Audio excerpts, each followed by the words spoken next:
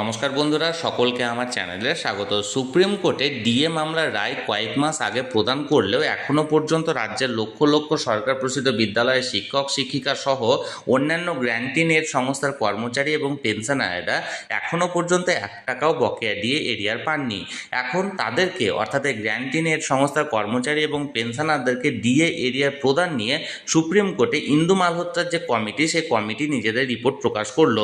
এই রিপোর্টে কি বলা হয়েছে, কবে নাগাদ গ্র্যান্টিং এড সংস্থার কর্মী এবং পেনশনাররা তাদের বকেয়া ডিএ এরিয়ার পাবেন, সকল কিছু এখানে উল্লেখ করা হয়েছে। আমরা আজকের ভিডিওতে জেনে নেব এই রিপোর্টে কি বলা হয়েছে।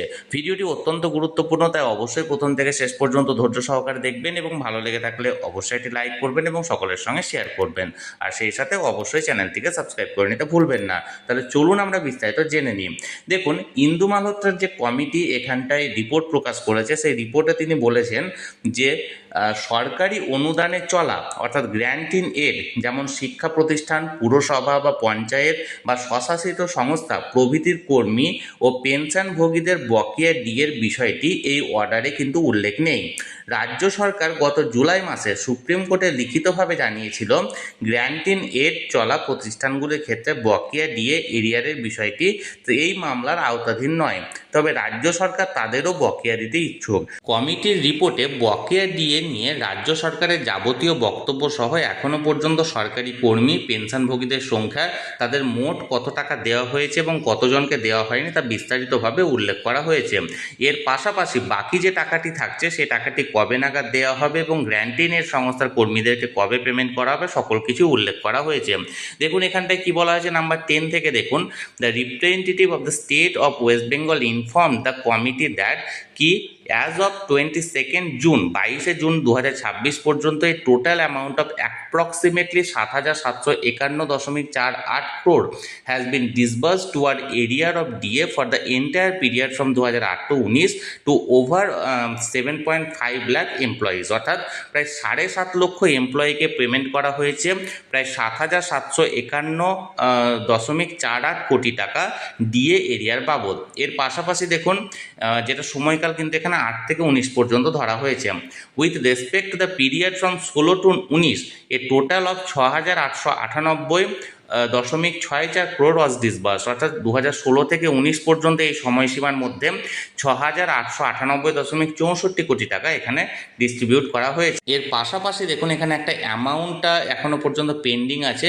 এটা কাদের জন্য? এখানে 20,094টা সার্ভিং অ্যান্ড আস্ট ওয়াইল এমপ্লয়িজদের জন্য, এবং আর একটা মানে অ্যামাউন্ট এখানে পেন্ডিং আছে 4 নাম্বার কেসে, যেটা 86,109 এমপ্লয়ীদের ক্ষেত্রে।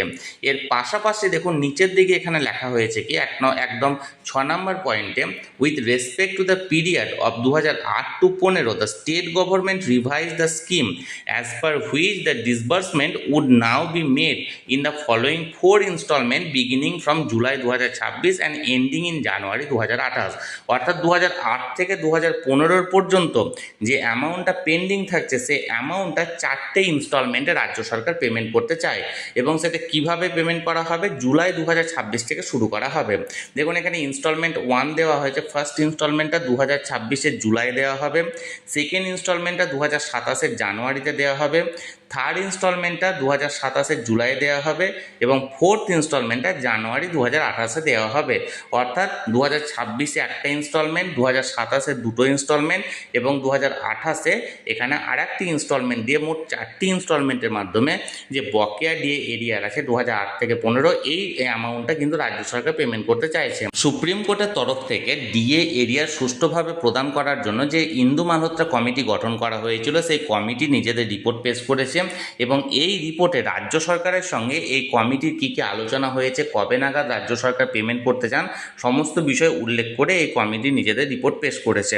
তাহলে বন্ধুরা, যে রিপোর্টটি আপাতত পাওয়া গেছিল ডিএ বা ডিআর পেমেন্ট করার সংক্রান্ত, সেটি আমি আপনাদের সামনে তুলে ধরলাম। এই নিয়ে যদি আপনাদের কোনো প্রশ্ন থাকে বা কিছু জানার থাকে অবশ্যই কমেন্ট করুন, আর এই ভিডিওটি ভালো লেগে থাকলে অবশ্যই একটি লাইক করুন এবং সকলের সঙ্গে শেয়ার করুন, আর সেই সাথে এই চ্যানেলে প্রথমবার হলে অবশ্যই চ্যানেলটিকে সাবস্ক্রাইব করে রাখুন।